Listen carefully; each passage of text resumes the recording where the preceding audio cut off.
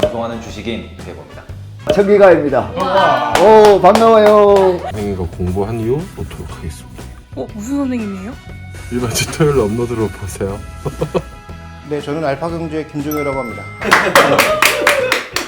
전문가라기보다는 좀 오래된 사람이라고 봐야 될 것 같고요. 주식 투자 시작한 건 98년부터고 그 다음에 제가 99년도에 졸업해서 경력은 이제 25년 정도 됐고요.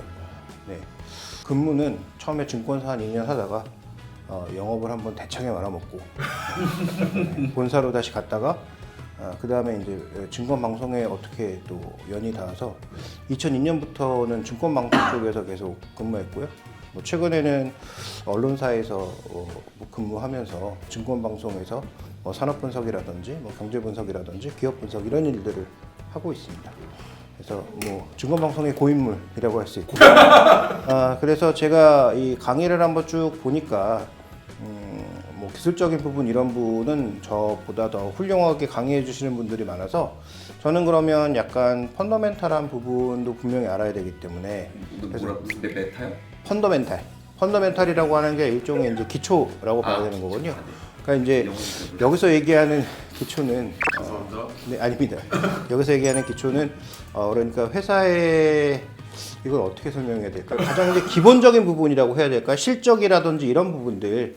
그래서 기술적이라고 하는 것은 과거의 어떤 유형을 보고 그 유형이 이번에도 똑같이 나타나지 않을까라는 어떤 그런 반복적인 패턴 같은 것들을 우리가 찾아내는 거잖아요. 네. 근데 그게 과거의 경험에서 찾아내는 거라서 정확성이 좀 떨어질 수 있는데 기본적 분석은 기본적으로 실적, 숫자를 따라가는 거니까 약간은 정량적이라고 봐야 될 것 같고요. 그래서 뭐 여러분들 이미 배우셨겠지만 이게 주가라고 하는 게 제 굉장한 악필이기 때문에 참고하시기 바랍니다. 기본적으로 말씀드렸던 펀더멘탈이라고 하는 게 영향을 주고요. 그 다음에 기본적으로는 수급, 수요와 공급, 그러니까 주식을 누가 사고 파느냐의 수급도 영향을 주고요. 그 다음에 이제 각종 이벤트, 뉴스들 이런 것들이 기본적으로 영향을 줍니다. 그래서 여기서 또 뭐가 기제로 작용하냐면 심리가 기제로 작용하거든요. 그러니까 여기서 드리고 싶은 말씀의 핵심 포인트는 주가의 정답을 알고 있다고 얘기하는 사람들은 모두 범인이다. 아무도 알 수 없다는 거죠. 정답이 없다는 거네요. 그렇죠. 주가나 주가지수의 정답을 알고 있다는 얘기는 무슨 얘기냐면 예를 들어서 삼성전자의 주가의 정답이 예를 들어서 10만 원이다. 그러면 10만 원 거서 딱 멈춰 있어야죠. 10만 원보다 싸게 사는 사람도 바보, 비싸게 사는 사람도 바보인 거죠. 그러니까 수많은 어떤 이런 펀더멘탈과 수급과 심리 같은 요소가 복합되면서 뭐 원래 이 종목의 정말 적정가는 아무도 모르지만 예를 들어 적정가가 10만 원이라고 했을 때 그 위로도 갔다가 아래로도 갔다가 요동칠 수밖에 없는 거죠. 대신 여기서 펀더멘탈이라고 하는 게 뭐냐면 이 큰 궤적을 주가는 이렇게 움직이지만 수학적으로 봤을 때 우리가 이렇게 큰 변동성 자체를 회귀 분석을 하면 어떤 트렌드를 찾아낼 수가 있잖아요. 뭐 주가의 실제 움직임은 이렇게 막 움직였지만 실제로 이거를 제일 비슷한 점으로 모아보면 이런 식의 어떤 회귀 분석을 할 거 아니에요. 이런 그 리니어 프로그램으로 회귀 분석한 것 자체가 일종의 펀더멘탈일 수 있는 거죠. 주가가 이런 흐름일 때 여러분들이 그 전에 배웠던 기술적 분석도 잘 맞을 수 있는 거죠. 그래서 오늘은 이 펀더멘탈에 대한 기초적인 부분들 몇 가지를 먼저 살펴보고 그 다음에 기업과 관련된 내용에 대해서 또 살펴보도록 하겠습니다. 그래서 가장 먼저 우리가 펀더멘탈을 알려면 뭐 여러 가지를 알 수 있지만 오늘 준비된 자료로 먼저 준비한 것은 전체 국가 경제나 세계 경제의 흐름을 알아야 이제 우리가 큰 흐름을 알 수 있다는 거죠. 우리나라 경제에 대한 여러 그 유수의 기구들의 전망이거든요. IMF, 국제통화 기금, OECD, 뭐 전 세계 선진국들 조합이잖아요.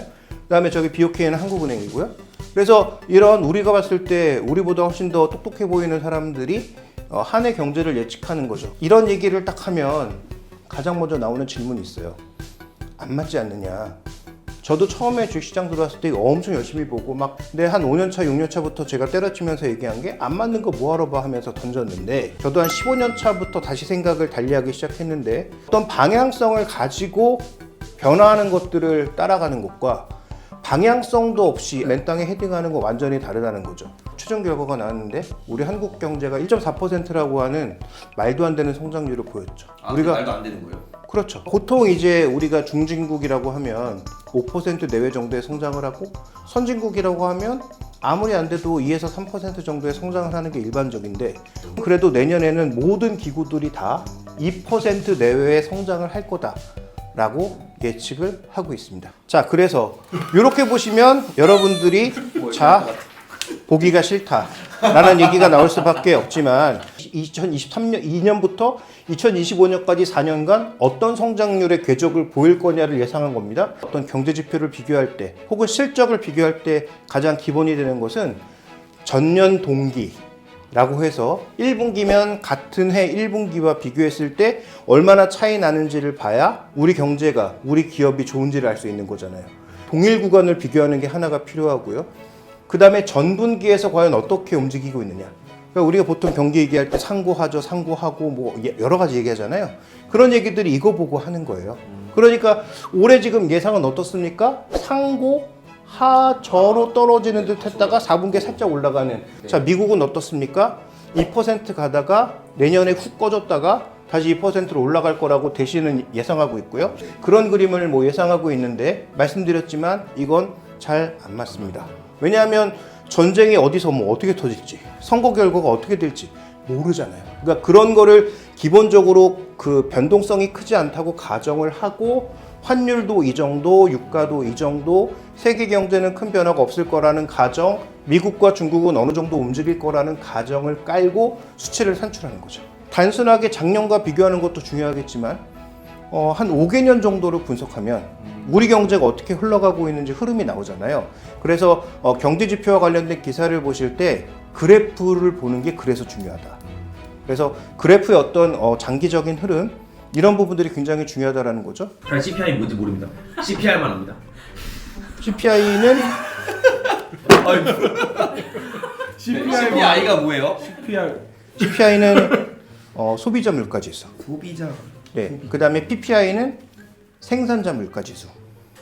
그래서 물가가 굉장히 중요한 게 어차피 내가 돈을 얼마나 벌든 물가가 움직이는 만큼 나의 소득이 같이 늘지 않으면 이게 차이가 날 수 있잖아요. 명목과 실질이라는 개념이 있습니다. 명목은 아까 보여드렸던 수치가 명목이에요. 그러니까 올해 얼마 성장했다라는 게 명목 성장률이고요. 예를 들어서 우리나라가 작년에 1.4% 성장했는데 물가가 2% 올랐다. 그러면 실제로는 마이너스 성장인 거죠.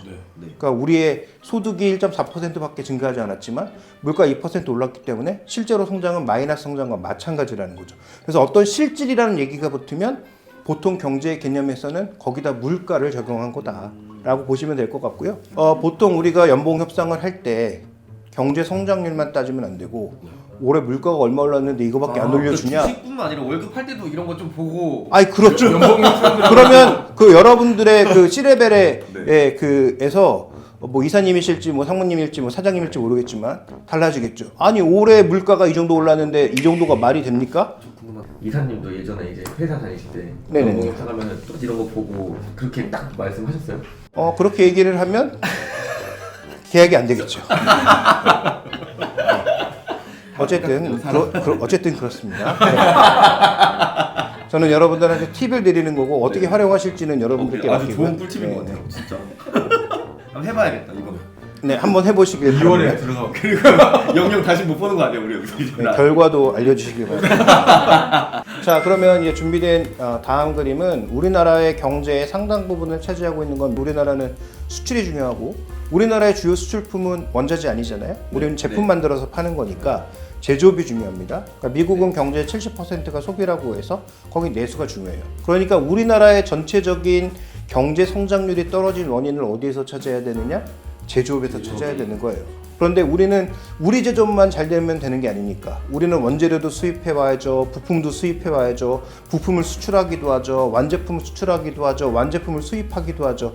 이런 여러 가지 요소가 섞여 있기 때문에 그래서 각 지역별 흐름을 잘 살펴봐야 된다. 근데 여기 PMI라고 하는 건 뭐냐? 이게 심리 지표입니다. 이게 구매 관리자 지수라는 거예요. 각 회사에 기업의 구매부가 있을 거 아닙니까? 그러니까 어떤 회사든 자기가 생산 활동을 하려면 구매 활동을 할 거 아니겠습니까? 그러니까 어떻게 보면 이 사람들이 경기에 가장 앞단에 있다고 보는 거예요. 그래서 그 사람들한테 매달 설문을 보냅니다. 너 경기 어떻게 보냐? 야, 너희 경기는 어때? 라고 설문을 보내서 그거를 이제 모아서 지수화하는 겁니다. 그래서 기본적으로는 50이 평균이에요. 50보다 높으면 좋다고 보는 거고 50보다 아래 있으면 나쁘다고 보는 거예요. 그러면 이게 지역별로 지금 살펴봤을 때 여기가 50 기준선인데 전부 기준선 부근에 있죠. 그러면 글로벌 제조업이 지금 좋다? 별로다.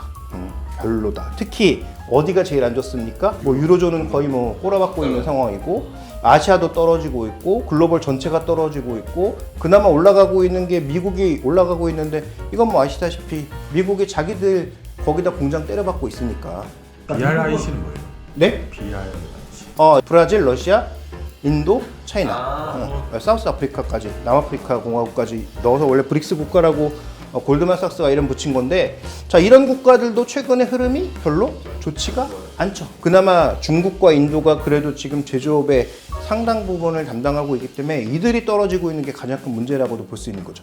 그러니까 미국이 자기네도 생산할 거라고 막 리쇼어링으로 가져가면서 전 세계 제조업이 망가지는, 그러니까 공급망 재편이 되면서 망가지는 상황인 거죠. 생태계를 망가뜨리는 거예요. 그렇죠. 그다음에 저 옆에 있는 OECD 국가들만 따로 빼서 쭉 글로벌 제조업 지수를 봤더니 어떻습니까? 이건 100위 기준인데 쭉 떨어지고 있는 상황이죠. 그러니까 이렇게 제조업이 안 좋으면 우리나라 전체 경제는 일단은 힘들다. 그러면 주식시장 전체가 안 좋을까? 그렇지 않죠. 전체적으로 저렇게 떨어지는 구간에 있었지만 상반기까지는 2차 전지는 뭐 말 그대로 폭발하는 양상이었지 않습니까? 그다음에 올해 또 어떻습니까? 저렇게 떨어지고 있다고 하는데 반도체가 턴어라운드 된다고 해서 반도체 AI 또 관련주들이 쫙 올라가고 있지 않습니까? 이렇게 산업별로 또 다른 그림이기 때문에 여기서 핵심 포인트는 뭐냐? 전체 그림은 염두에 두되 그 전체 그림과 각 산업의 그림 또 각 기업의 그림은 다를 수 있다라는 것도 염두에 두실 필요가 있는 거죠. 자, 그다음에 마지막으로는 이제 아마 환율이 이제 제일 중요하다고 볼 수가 있는데, 왜냐하면 여러분들은 환율이 별거 아니다. 뭐 내가 여행 갈 때 환전할 때 정도만 환율이 중요하다고 생각하실 수 있겠지만 환율이라고 하는 것은 한 국가의 경제적 에너지를 가장 잘 표현하는 것 중에 하나가 금리와 환율이라는 거죠. 일단 올해 기본 전망 대부분의 이제 경제 기구, 뭐 증권사에서 올 한 해 환율은 하향 안정화될 걸로 예상하고 있습니다. 자, 이건 그냥 여러분께 드리는 꿀팁인데 다 뻑 하면 안 돼. 뭐 그 정도까지는 아니니까 펴주시는 걸로. 카톡으로 보내주세요. 여행 가실 때 이런 어떤 환율의 큰 그림을 보면서 내가 돈을 언제 미리 바꿔놔야 되겠다도 하나의 생각이 될 수 있는 거고요. 또 이것도 하나의 투자 상품이 될 수도 있는 거죠. 내가 달러로 표시된 금융상품을 들고 있는 게 유리한가, 원화로 들고 있는 게 유리한가도 굉장히 중요합니다. 이게 별거 아닌 것 같지만 환율의 변동폭이 예를 들어서 10%라고 생각하면 내가 미국 시장에서 10% 플러스 났는데 환율로 10% 마이너스 나면 똔똔이라는 거죠. 그런데 세금은 내야 되니까 마이너스로 갑니다. 그래서 여러분들이 만약에 ETF나 이런 걸 살 때 끝에 가로치고 H자 붙어 있는 게 있습니다. 네. H자 붙어 있는 것은 그것은 환해지를 했다는 얘기예요. 했지 뭐예요? 했지 뭐 했지? 요거 했지? 그럼 가시면 어떡해요? 제가 강연 다니면서 들은 애드립 중에 최악의 애드립이었어요. 정말 최악의 애드립이었다는 것입니다. 해지라고 하는 게 뭐냐면 가장 기본적으로는 내가 가지고 있는 포지션의 반대 포지션을 취하는 거라고 보시면 돼요. 그러니까 내가 예를 들어서 먼 미래에 달러를 사야 됩니다. 근데 달러를 사야 되는 사람은 뭐가 두렵죠? 달러 가격이 올라갈까 두려운 거죠. 그러면 이 사람은 뭐를 해야 되겠어요? 만약에 올라갈 게 예상된다면 달러를 현 시점에서 6개월 후에 미리 사두면 되겠죠. 고정된 가격으로. 그래서 만약에 내가 미리 사뒀는데 그 시점에 가서 내가 계약한 가격보다 낮으면 포기하면 되고, 만약에 높으면 이 가격으로 하면 되는 거죠. 대신 그래서 이건 보험료를 내는 형태로 파생상품 거래로 인해서 해지라는 걸 하게 되는데, 그런데 그걸 100% 커버할 수는 없고 환율 변동성을 최대한 줄여놨다. 근데 그걸로 인해서 100% 다 없어진다? 거짓말입니다. 그럴 수가 없어요. 만약에 이렇게 변동성이 이런 식으로 커지면 아무리 해지를 해도 이 변동성을 100% 커버할 수는 없습니다. 또 하나 중요한 거는 비용이 발생하잖아요. 근데 그 비용이 굉장히 안전한 것일수록 비쌉니다. 세상에 공짜는 없다. 뭐 이런 얘기고요. 자, 이런 것들을 여러분들이 큰 그림 속에 일단 담아 두시면서 투자하시면 예전보다는 그래도 내가 한 계단은 올라섰다. 재무제표 같은 경우에 이제 살펴보시면 자, 이게 기본적으로 밸런스 시트라고 해서 대차대조표라고 하는 게 있습니다. 어려운 거 아니고요. 만약에 PD님이 회사를 시작한다고 칩시다. 뭐가 있어야죠? 사람이. 돈이 있어야죠. 그렇죠. 회사 측에 돈이 있어야죠. 돈이 가장 우선 아닐까 싶습니다. 앞으로 대성하시겠네요. 내 재산을 가지고 회사를 만들면 이쪽의 전체 회사 재산과 내 재산이 일치할 수도 있겠죠. 근데 회사를 키우고 싶으면 내 재산만으로는 안 되죠. 빌려야죠. 결국 남의 돈을 가져올 수밖에 없다. 내 돈, 그 다음에 남의 돈 두 개를 합쳐서 회사 재산을 적어 놓는 것을 우리가 대차대조표라고 합니다. 자, 그럼 손익계산서라고 하는 건 뭐냐? 회사를 운영하면서 현금 흐름을 우리가 뭐라고 부르죠? 대답이 없을 것 같으니까 제가 그냥 하겠습니다. 매출이라고 부르죠. 네. 어려운 말씀으로 하니까 이 아주 쉬운 얘기인데 저도 이제 고인물이다 보니까 약간 뭐 이게 전문 용어들이 막 튀어나옵니다. 그래서 죄송하고요. 이 매출부터 시작해서 이익이 발생하든 손실이 발생하든 어쨌든 결과가 나올 거 아니겠습니까? 쭉 과정을 통해서 이런 과정을 추정하는 것이 손익계산서라고 합니다. 이익이나 손실이 발생하면 요거를 대차대조표에 어디에다가 적게 될까요? 내 돈에다 쓸 것 같아요. 그렇죠. 그러면 요 두 개만 있으면 너무 좋은데 한 가지가 더 있습니다. 회사가 이익 나고 재산이 는 것만 가지고는 판단할 수가 없고, 야, 너 지금 현금 받았어? 그게 현금 흐름표라는 겁니다. 회계 장부는 기본적으로 발생주의가 원칙이에요. 그러니까 돈이 매출이 발생하면 그 순간 잡아야 돼요. 그런데 어떤 계정이 있죠? 뭐 회사 해보신 분들은 아시겠지만 외상 매출금이라는 게 있죠. 실제로 우리가 매출을 했는데 돈 주진 않죠. 장부상으로는 매출이 잡혀 있는데 회사로 돈은 안 들어왔어. 그런데 갑자기 회사가 갚아야 될 돈이 생겼어. 돈 주려고 사람이 왔는데 돈이 없네? 그러면 이 회사는 분명히 흑자가 난 기업인데 망할 수 있는 거죠. 그러니까 그거를 추적하기 위해서 현금 흐름표라는 걸 만들어서 어떻게 전개되느냐를 우리가 살펴볼 필요가 있는 거죠.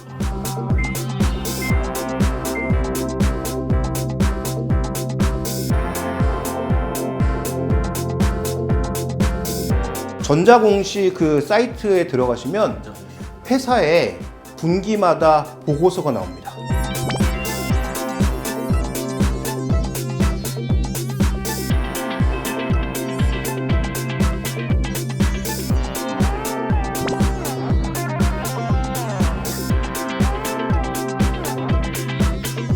이쪽에 이제 회사의 재산을 나타낸다고 그랬죠? 네.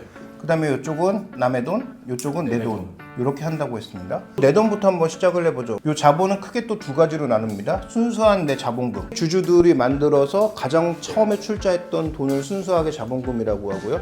회사가 커가는 과정에서 조금씩 돈이 늘어날 수가 있습니다. 그걸 우리가 어떤 개념으로 쓰냐면 잉여금이라고 합니다. 그 다음에 남의 돈은 금융기관에서 빌릴 수 있죠.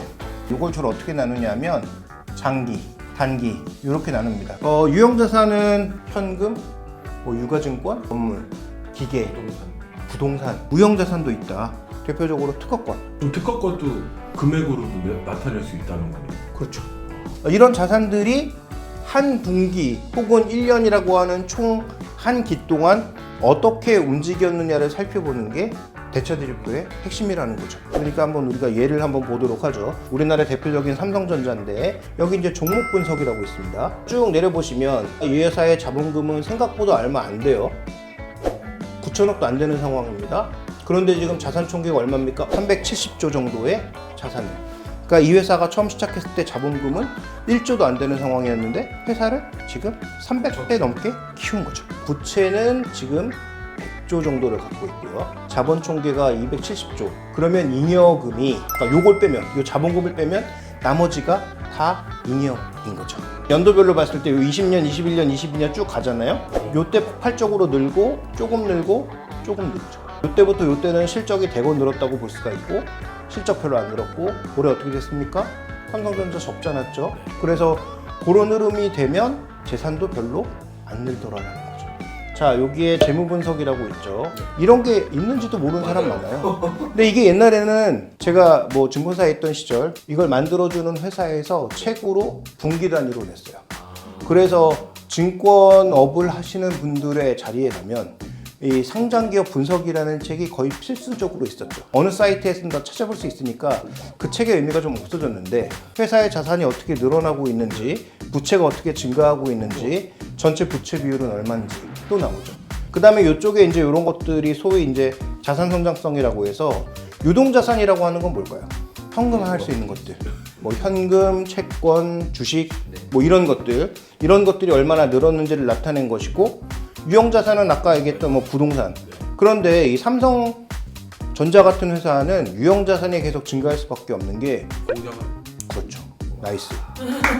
너무 똑똑한 거 아니에요? 공장이 빠른 속도로 늘어날 수밖에 없는 기업은 유형자산 증가율도 중요하다.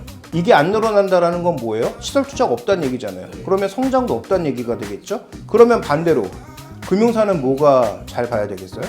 유동자산의 변화율을 잘 봐야 되는 거죠. 그래서 이게 업태마다 또 다르다. 또 하나 이제 중요한 게 재고자산인데, 제조업은 재고순환이 매우 중요합니다. 재고가 쌓이면 뭐가 바뀔까? 회사의 가동률이 떨어지겠죠. 생산해서 밀어내는 출하와 재고량만 가지고도 경기를 예측할 수 있다. 그래서 우리나라에서 굉장히 제조업이 중심이기 때문에 중요하게 보고 있는 지표 중에 하나가 각 산업의 재고 출하 순환을 굉장히 중요하게 봅니다. 그래서 어떤 산업이 재고가 이렇게 쌓이고 출하가 줄면 이건 불황이란 얘기죠. 네. 반대로 출하가 이렇게 늘어나면서 재고가 고점에서 떨어지기 시작하면 업톤을 하기 시작한다는 얘기죠. 반도체가 지금 딱 그 위치에 있는 상황인 거죠. 그러니까 우리가 주가를 예측할 수 없는 거는 이 수많은 변수를 다 우리가 컨트롤에 달 수 있느냐? 못하죠. 그래서 제가 아까 말씀드렸다시피 정답을 얘기하는 사람이 범인이다. 정답이라는 건 존재할 수 없다는 얘기를 말씀드리는 거고요. 여러분들이 만약에 뭔가 나는 삼성전자랑 한번 일생을 걸어보고 싶다, 삼성전자에 대해 자세하게 알고 싶다 하시면 어떤 내용까지 있냐면 그 해당 산업의 흐름, 누가 경쟁자고, 이 회사들과의 서로의 점유율은 어느 정도고, 그 다음에 우리 회사 원재료는 누구한테 사오고 있고, 얼마에 사오고 있고, 원재료 가격이 어떻게 변화하고 있고, 이런 내용까지 자세하게 다 나옵니다. 저처럼 약간 숙달돼 있는 사람도 다 읽으려면 하루는 써야 돼요. 한 기업의 내용을 다 읽으려면. 그러니까 엄청난 내용이거든요. 정말로 뭔가 제대로 알아보고 싶으면 딱 한 3일 투자하시면 되겠습니다. 여러분, 두 번째 강의는 여기에서 마치고 세 번째로 넘어가도록 하죠. 최악의 현금 흐름이죠. 그런데 이런 회사가 지금 어디다? 자, 역시 예상했던 대로 숫자가 나오기 시작하니까 슬슬 불만들이 올라오기 시작하면서 특히 주칠님의 덩치가 약간 위협으로 다가오고 있어서 말이죠. 네. 생명의 위협을 느끼기 전에 빠르게 자, 먼저 손익계산서라고 하는 것은, 자, 기본적으로 아까 매출액이 있다고 말씀을 드렸죠. 이게 이제 회사가 판 제품에다가 수량을 곱한 게 매출액이 되는 거죠. 가장 먼저 우리가 뭘 빼야 될까요? 원자재. 그렇죠. 원가를 빼야죠.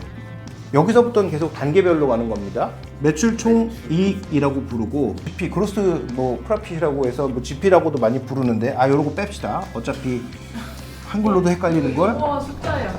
GP 그 북한 앞에 있는 GP 그거. 두 번째 최악의 비교. 환해지를 했단 얘기예요. 했지 뭐 했지? 요거 했지? 최악의 애들이거든요. 정말. 물 뿌리려고 그렇게. 제가 여기서 주칠님과 더 이상 각을 세면 안 될 것 같아요. 여기까지만 하도록 하겠습니다. 이제 기본적으로 우리가 판관비라고 하는데, 판매비와 일반 관리비, 여기 뭐 임금이라든지 일반적인 비용들이 들어가는 걸 얘기를 하고요. 여기서부터 이제 나오는 게 영업이익입니다. 매출액은 일정한데 영업이익이 변했다면 뭐가 변했는지가 굉장히 중요한 거죠.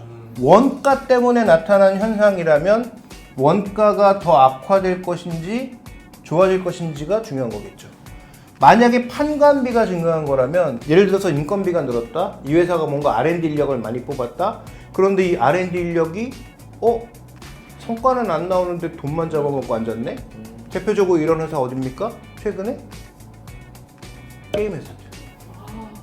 작년에 카카오랑 이런 게임사들이 엄청나게 사람 뽑아서 이 판관비가 대거 늘었단 말이죠. 매출은 줄었는데 판관비가 대거 늘면서 영업이익이 완전히 박살이 난 거죠. 그러면 해결하려면 어떻게 되겠어요? 결국 사람을 또 잘라야 돼요. 어쨌든 손익계산서는 이런 구조로 가서 여기서 더하고 뺍니다. 영업의 이익을 더하고 영업의 비용을 뺍니다. 그래서 나오는 게 경상이익이라고 해서 여기까지는 영업활동이죠. 여기에다가 금융과 관련된 부분, 뭐 이자 비용이라든지 이자 수익이라든지 이런 것들을 더하고 빼서 영업뿐만 아니라 금융적인 부분까지도 모두 포함한 손익이 경상이익이 되는 거고요. 자, 여기서 또 플러스 마이너스를 또 합니다. 특별 손익. 이익이면 플러스하고 손실이면 마이너스 하는데 요건 대부분 어떤 내용이냐? 일회성. 예를 들어 소송비. 그래서 영업이익까지 잘 나왔는데 경상이익이 급감했네? 왜 그럴까? 살펴봤더니 일회성 비용이야. 아, 별거 아니다. 만약에 뭔가 했는데 영업이익이 변하지 않았는데 경상이익이 크게 떨어졌다? 갑자기 이자가 급증했네? 아, 이건 문제 있다. 이렇게 볼 수가 있는 거죠. 요 특별손익까지 거치고 나서 나온 게 소위 얘기하는 당기순이익. 세전이죠. 기업하기 힘들죠? 네. 이렇게 많이 빼야 이익이라고 하는 게 나오는 겁니다. 그래서 단순하게 영업이익이 줄었다가 중요한 게 아니에요. 왜 줄었느냐가 중요한 거고 그 요인이 심각한 구조적 요인이라면 이 회사는 뭔가 문제가 있는 거죠. 자, 그럼 마지막으로 현금 흐름표라는 걸 살펴보죠. 자, 요 세 가지로 이루어집니다. 현금 흐름이라고 하는 게. 자, 그런데 이 현금 흐름표를 왜 작성하냐 하면 회계적 오류 때문에 그렇더라. 영업이익이 들어온다고 칩시다. 여러분들 그런 얘기 들어본 적 있습니까? 그 회계적으로 무슨 충당금이라든지 뭐 감모 손실 이런 거 들어본 적 있어요? 실제로 돈이 나가지 않았는데 장부에서 마이너스로 표기하는 게 있고 실제로 돈이 들어왔는데 들어온 것으로 표기하지 않는 개념들이 있어요. 그래서 영업활동 내에서 영업이익이 끝이 아니고 회계적으로 나간 돈 말고 실제로 나간 돈과 실제로 들어온 돈을 상계해서 영업활동 현금 흐름을 잡아주는 거죠. 그래서 아까 말씀을 드렸잖아요. 우리 회사 이익 났는데 장부상으로 이익 났는데 왜 돈이 없어? 이럴 경우가 있을 수 있다는 거죠. 자, 그러면 투자활동은 뭐냐? 이건 뭐 아주 쉬운 거죠. 회사가 투자하는 것. 그래서 투자비를 회수했으면 플러스고 투자를 했으면 마이너스죠.